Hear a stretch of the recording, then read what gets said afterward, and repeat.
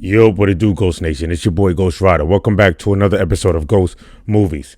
Now, on this episode, I want to talk about the movie called Jungle Cruise. I just finished watching it, like literally, I just finished watching it, and man, oh man, I really enjoyed it. Now, let's be honest, this movie is just a newer, updated version of Pirates of the Caribbean, Indiana Jones, and there was another Disney movie or another movie that it felt like. Yeah, just those two movies. It felt like Pirates of the Caribbean mixed with Indiana Jones. Probably with a little bit of Tomb Raider in there. Because you did have a cave and a tomb at the end of the movie when the waterfall came down.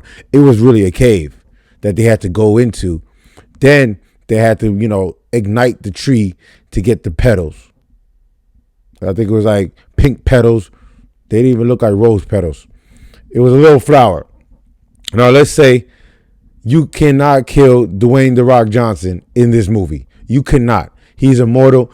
It wasn't revealed until like probably throughout the mid section of the movie where he was living for over 400 years as an immortal. And it's crazy because all of this is for the tree of the moon, the tear of the moon. That's all. It's from a tree where the tear of the moon comes from.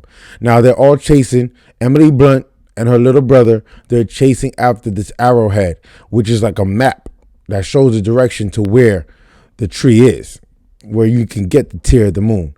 And I have to say, I really enjoyed the adventure that Dwayne "The Rock" Johnson and Emily Blunt were set upon. Her name was Lily in the movie, and I thought it was fantastic. Lily Horton. I thought the chemistry between Emily Blunt and Dwayne "The Rock" Johnson was amazing. And I am a huge Emily Blunt fan. I love her in Edge of Tomorrow, the first Sicario, and I love her as Mary Poppins. I mean, of course, I also love her in A Quiet Place 1, Part 1 and Part 2. I'm just a huge, massive Emily Blunt fan. And she kills it in every role. I want her to be Mrs. freaking Fantastic.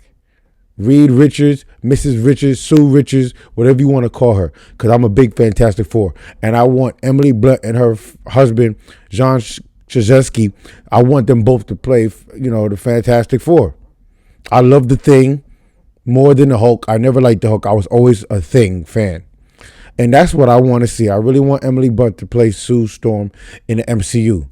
Crossing my fingers that happens. I don't know, but I'm crossing my fingers. But that's a video for another time. I love this action adventure. There were some weaknesses like the CGI of the characters who were fused with the jungle.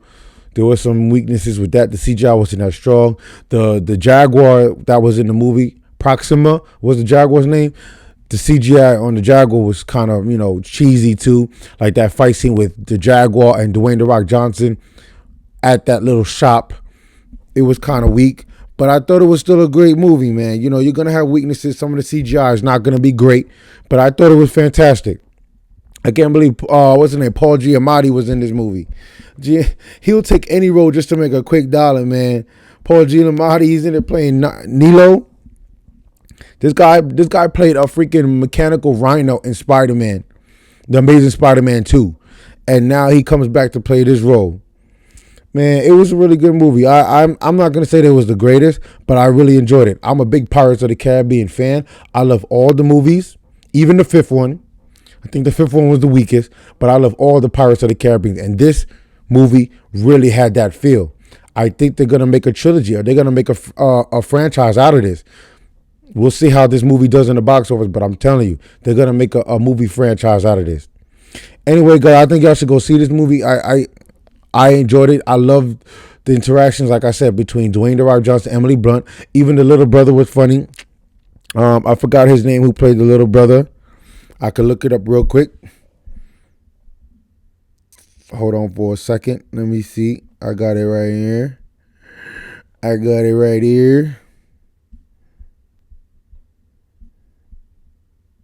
If they have it listed. They probably don't even have it listed. I got to pull up the whole cast, because I thought they would have a brother listed. Anyway, the little brother's name is not listed. I'm sorry about that, Ghost Nation. I tried to have it for you. I really did. Oh, Jack Whitehall. He played McGregor Horton. I knew I had it. But anyway, I like Dwayne The Rock Johnson as Frank Wolf. I thought he was amazing. Come to find out his name is Francisco. But anyway, I can't see The Rock as a Hispanic, counterpart to Edgar Ramirez's character as Akira. I can't see The Rock as a Hispanic. But it worked. And they had my girl Veronica Falcon in this. She was the bad girl, the bad girl in Queen of the South. Veronica Falcone. I was like, what the heck is she doing in this movie? She played the native woman. She was pretty good. Anyway, Ghost Nation, let me know your comments and leave your comments in the comment section below. Let me know your thoughts on this. Did you like this movie? I thought Jungle Cruise was fantastic.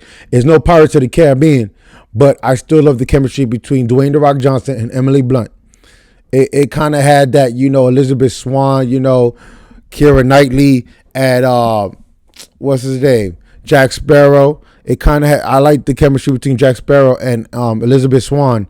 So I kind of get that vibe between Emily Blunt and Dwayne The Rock Johnson. All right, Ghost Nation, hit that like button for your boy on this video. Like and subscribe to the channel as well. Show your boy some love. And until next time, I'll catch you in the next one. Ghost Rider out.